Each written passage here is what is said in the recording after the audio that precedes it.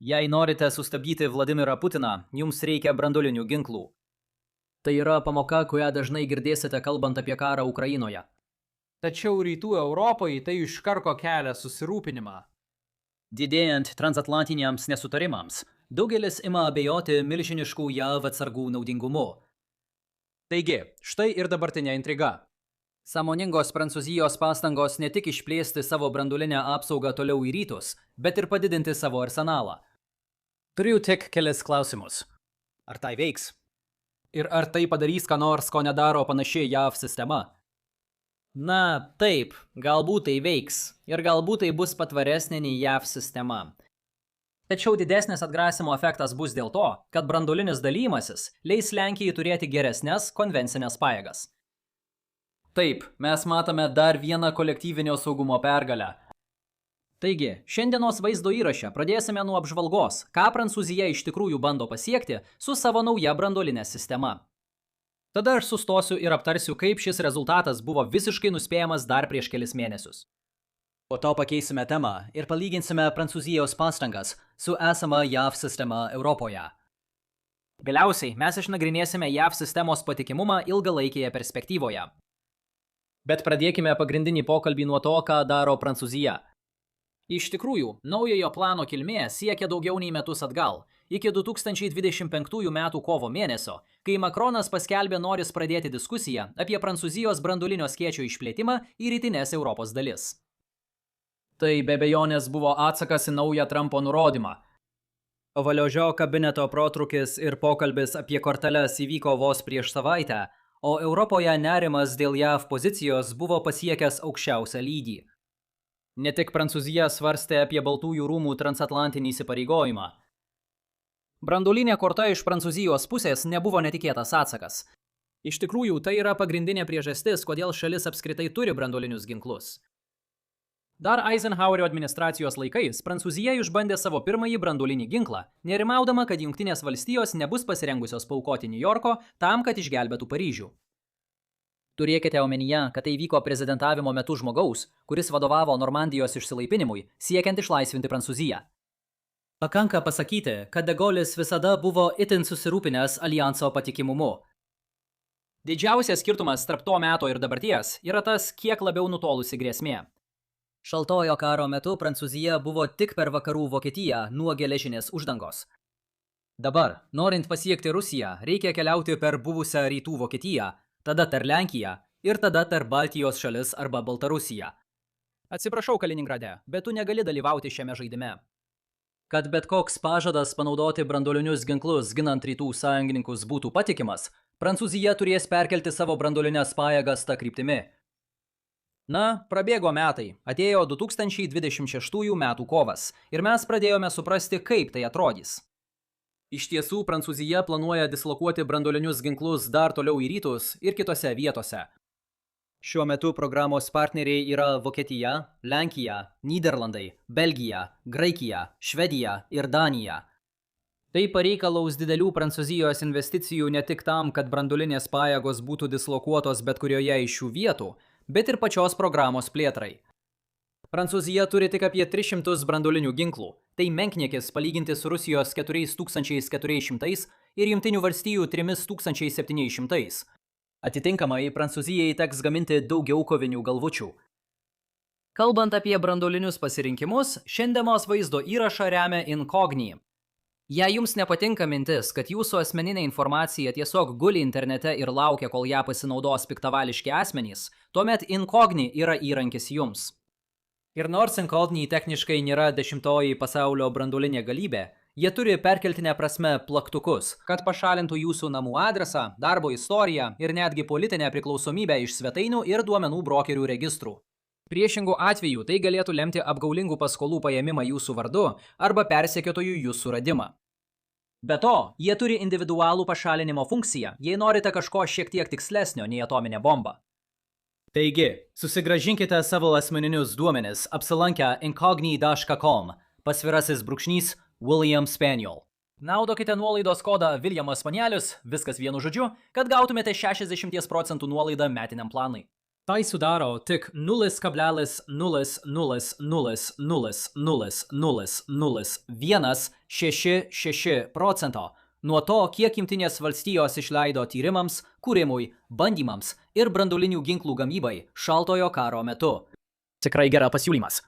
Ir dar kartą ačiū Incogni už šiandienos vaizdo įrašo rėmimą. Dabar noriu čia sustoti ir aptarti svarbų tarptautinių santykių klausimą, taip pat šiek tiek pasigirti. Pasikartojanti šio kanalo tema yra ta, kad didžioji dauguma įdomių geopolitinių klausimų neturi atsakymų. Būtų šaunu užtikrintai pasakyti, kaip baigsis karas Ukrainoje, bet tam man reikėtų žinoti informaciją, kurią turi tik Kremlius, ir dar kitą informaciją, kurią turi tik Kyjivas. Jei valstybės gali paslėpti paslaptis nuo kitų valstybių, tada vaikinas, kuris visą dieną sėdi prie klaviatūros, yra bejėgis. Nepaisant to, vienas iš didžiausių žingsnių į priekį žmogui, kuris domisi geopolitika, yra suvokimas, kad normalu kažko nežinoti. Ir iš tikrųjų, daug įdomiau bandyti suprasti strateginius paskatinimus, esant tam neapibrėžtumui, nei daryti pernelyg pasitikinčias prognozes. Vis dėlto yra atvejų, kai tarptautiniai įvykiai yra visiškai nuspėjami. Ir tai yra vienas iš tokių atvejų. Jei suprantate NATO ekonominius pagrindus, niekas, kas susijęs su Lenkijos branduolinių ginklų kūrimu, neturi prasmės. Prancūzija ir Jungtinė karalystė, kaip ir kiekviena kita branduolinė valstybė, nebūtų patenkintos, jei dar viena šalis prisijungtų prie šio klubo, net jei ta šalis yra sąjungininkė. Tuo tarpu aš visiškai neturiu supratimo, iš kur Lenkija rastų biudžetą branduolinių ginklų programai finansuoti. Turime visiems laikams atsisakyti minties, kad branduoliniai ginklai yra tokie pat prieinami kaip interneto privatumas. Taip nėra. Varšuvai tektų smarkiai iškraipyti savo biudžetą, kad rastų sprendimą. Tai tiesiog nepraktiška, kai Lenkija jau išleidžia beveik 5 procentų savo BVP tam, kad turėtų stipriausią pėstininkiją Europoje. Ir kaip tiksliai tie branduoliniai ginklai sustabdytų Rusiją nuo įsiveržimo į Slovakiją? Dar geriau, kaip Lenkijos branduoliniai ginklai sustabdytų Rusiją nuo įsiveržimo į Narvą? Velnias, kaip Estijos branduoliniai ginklai sustabdytų Rusiją nuo įsiveržimo į Narvą? Na, žinoma, galėtume sukurti kokią nors istoriją, kur branduoliniai ginklai atlieka savo darbą.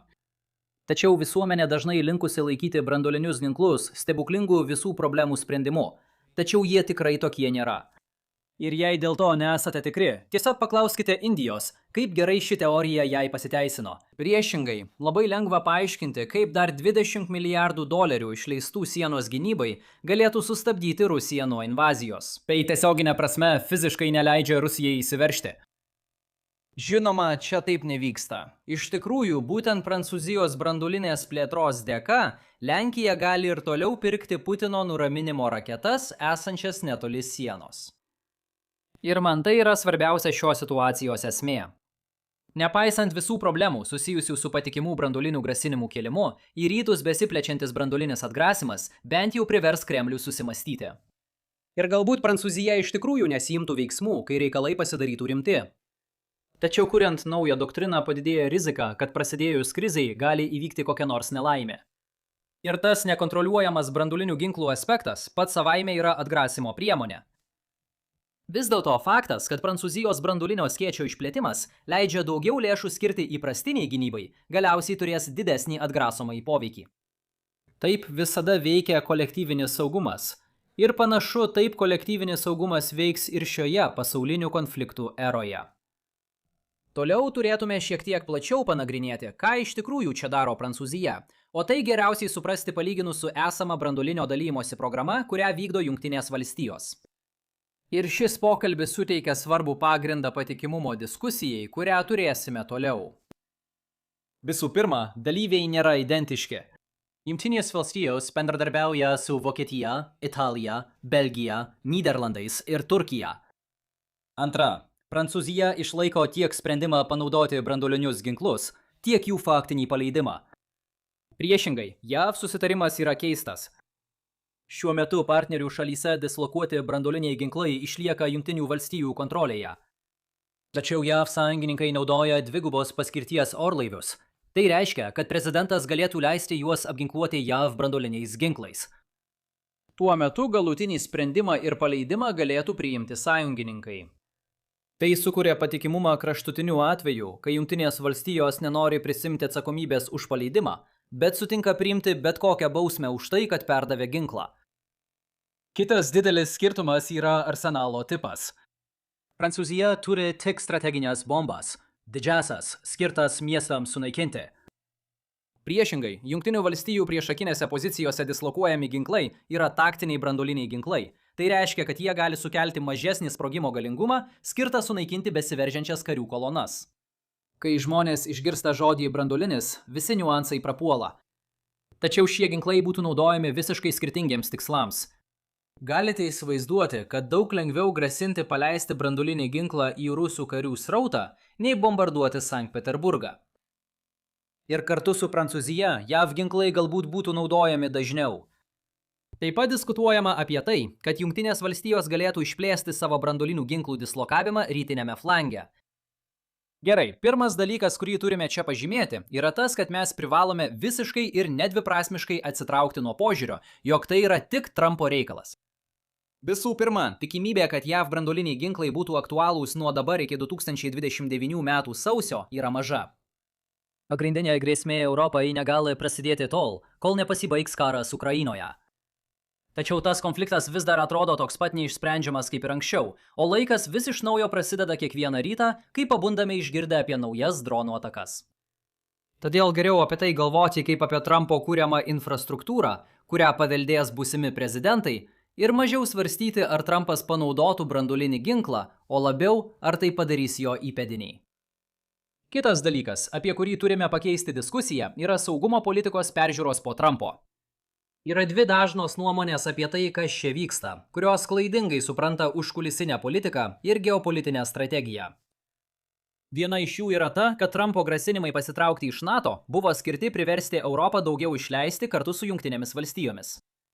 Todėl kai kuriuose internetiniuose komentaruose matote pyktį, kad Jungtinės valstijos atitraukia pajėgas iš Europos, nepaisant padidėjusių NATO partnerių įsipareigojimų. Esmė buvo visai ne tai. Visas Europos gynybos išlaidų didinimo tikslas buvo tas, kad Europa būtų pagrindinė atsakinga už savo saugumą.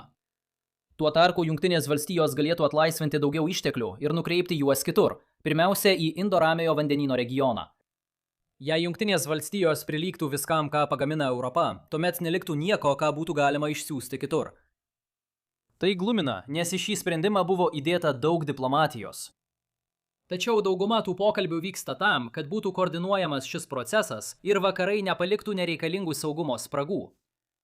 Antra, buvo kalbama apie tai, ko tikėtis iš Vašingtono krizės atveju, turint omenyje, kad Jungtinės valstijos taip pat turi nerimauti dėl to, kas tuo pačiu metu gali nutikti Taivanui.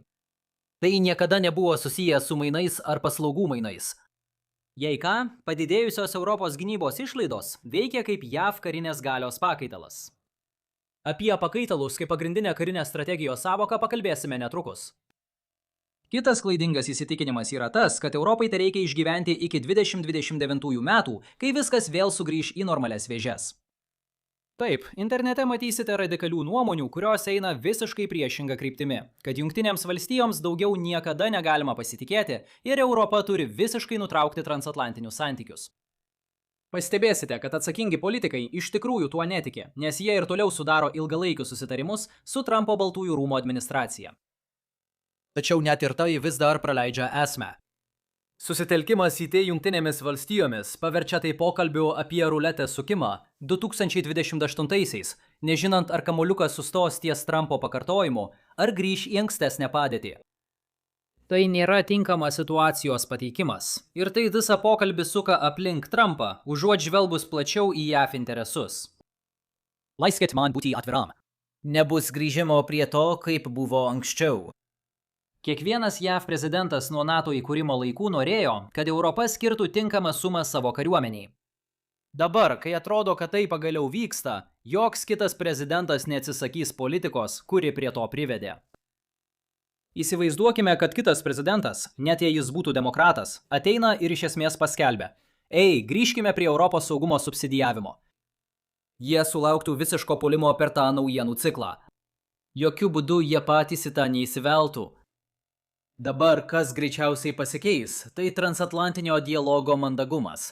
Kažkas, kas neabejotinai leis Europos diplomatams pagaliau atsikvėpti po 4 metų įtampos. O europiečiai, taip pat kakliai siekiantys gaminti ginklus, nes nebegali pasitikėti Jungtinėmis valstijomis, vis dar gali išlaikyti šypseną veide. Sveikos Europos karinės išlaidos reiškia, kad ji turi daugiau derybinės galios daryti įtaką alijanso koordinavimo strategijoms. Bet kokiu atveju mes turėtume kalbėti apie naujus JAV dislokavimo planus. Dabar, kad būtų aišku, šiuo metu tai vis dar yra Pentagono diskusijos. Bet manau, kad čia yra kažkas svarbaus, nepaisant keisto JAV sprendimo atitraukti konvencinės pajėgas, tuo pačiu svarstant ar didinti nekonvencinių pajėgų dislokavimą. Pagrindinė idėja yra išplėsti esamą programą, pagal kurią Jungtinės valstijos bendradarbiauja su sąjungininkais per NATO, kad išlaikytų dvejopos paskirties orlaivius, leidžiančius priešakinėse pozicijose dislokuoti branduolinius ginklus. Lenkija yra sąrašo viršuje, tačiau skirtingai nei Prancūzijos naujoji programa, Baltijos valstybės taip pat yra šių diskusijų dalis. Kad suteikčiau jums kontekstą apie situaciją, šaltojo karo metu Jungtinės valstijos buvo dislokavusios Europoje net 73 branduolinius ginklus. Dabar jų liko apie 100 be 61 bombų, tų taktinių įrenginių, apie kuriuos kalbėjome anksčiau. Jei žinote šiek tiek šaltojo karo strateginės istorijos, tai vėl gali pradėti atrodyti prasminga. Sovietų grėsmės įkarštyje Jungtinės valstijos labai nerimavo dėl gyvosios jėgos skirtumo palei geležinę uždangą. Taktiniai branduoliniai ginklai turėjo būti didysis išlygintojas, pakankamai ilgai sutrikdantis sovietų puolimą, kad Jungtinės valstijos galėtų išlyginti padėtį. Jungtinės valstijos ketina sumažinti savo pajėgas Europoje, tuomet mes vėl susidurėme su ta pačia problema kaip ir anksčiau. Taktiniai branduoliniai ginklai yra atsakymas. Vis dėlto esu girdėjęs nuogąstavimų, kad arsenalas yra vertingas tik tiek, kiek reali grėsmė juo pasinaudoti. Žinoma. JAV karių atitraukimas iš regiono yra brangiai kainuojantis signalas netinkama kryptimi, galbūt paverčiantis visą šią operaciją beprasmę. Manau, čia verta prisiminti 2 dalykus. Ginklų dislokavimas taip pat yra brangiai kainuojantis signalas. Paliksiu JOV priešininkams nuspręsti, ar reikšmingas Amerikos branduolinio buvimo Europoje išplėtimas yra grėsmingesnis ar mažiau grėsmingas nei keli tūkstančiai karių ant žemės. Kitas klausimas yra, ar kariai vietoje ir taktiniai branduoliniai ginklai yra strateginiai papildiniai ar strateginiai pakaitalai. Šios savokos nesulaukia tiek dėmesio, kiek turėtų, tikriausiai todėl, kad jos verčia mus galvoti apie mišriasias išvestines, tačiau jos yra labai svarbios, kuriant gerą karinę politiką. Trumpam pamirškime signalizavimo aspektą ir tarkime, kad visiškai viešai suprantamas JAV ryžtas. 2 ginklų tipai yra papildiniai, jei turint dar vieną vieneto vieną, kito vieneto pridėjimas tampa patrauklesnis. Jie yra pakaitalai, jei turint dar vieną vieneto vieną, kito vieneto pridėjimas tampa mažiau patrauklus. Grįžtant prie šaltojo karo, Jungtinės valstijos traktavo karius ir branduolinius ginklus kaip pakaitalus. Karių nebuvimas vietoje padidino į priekį dislokuotų branduolinių ginklų vertę. Kitaip tariant, strateginis pažeidžiamumas Europoje padarė taktinio branduolinio ginklo panaudojimą labiau tikėtiną, nes Jungtinės valstijos neturėjo tinkamos alternatyvos. Todėl tai atrodo kaip protinga politika, net jei tai galbūt nėra būtent tai, ko ieško Europa. Tai išlaiko Jungtinės valstijas įsitraukusias į žemyną, tuo pačiu perkeliant kitus pajėgumus į Indo-Ramiojo vandenyno regioną. Europai svarbu nepamiršti, kad vis dar kalbame apie branduolinius ginklus, nes patikimai grasinti jų panaudojimu visada yra iššūkis. Taigi, kokias pagrindinės mintis galime išsinešti šiandien? Prancūzija siekia išplėsti savo branduolinį skėtį į rytų Europą. Tai yra pagrįstas pasirinkimas atsižvelgiant į plačius NATO karinius planus. Tuo tarpu JAV karinis planavimas žvelgia į laikotarpį gerokai viršijantį Trumpo administracijos kadenciją. O JEV taktinių branduolinių ginklų dalymosi programos plėtra yra protingas pasirinkimas, atsižvelgiant į Pentagono pasaulinius prioritetus. Dar kartą dėkoju Incogni už šios dienos vaizdo įrašo rėmimą. Eikite į incogni.com // William Spaniel ir naudokite nuolaidos kodą Williamas Spanielis, kad sutaupytumėte 60% metiniam planui. Jei jums patiko šiandienos vaizdo įrašas, paspauskite patinka, pasidalinkite ir prenumeruokite. Ir pasimatysime rytoj. Sėkmės!